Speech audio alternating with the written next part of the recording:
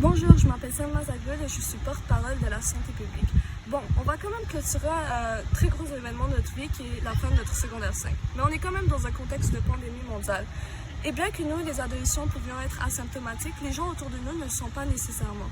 Donc se protéger, c'est aussi protéger les autres. Si vous allez dans un party ou si vous organisez un party, autant le faire dehors. Au moins, on ne sera pas entassé et on pourra garder nos distances de sécurité.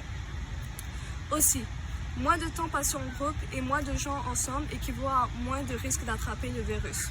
Le faire après le souper, c'est encore mieux parce qu'au moins on n'aura pas à partager un repas et ça diminue le risque du virus.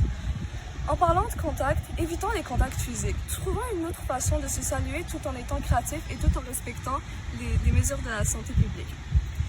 Puis, un autre truc que je vous conseillerais, ça serait les kits de survie. Que ce soit du gel hydroalcoolique comme du Purell ou par exemple des masques si vous n'êtes pas capable de garder ces 2 mètres de sécurité, ou bien des lingettes désinfectantes si vous devez essuyer les surfaces que vous touchez beaucoup, par exemple vos cellulaires et vos poignées de porte, ça aussi c'est important.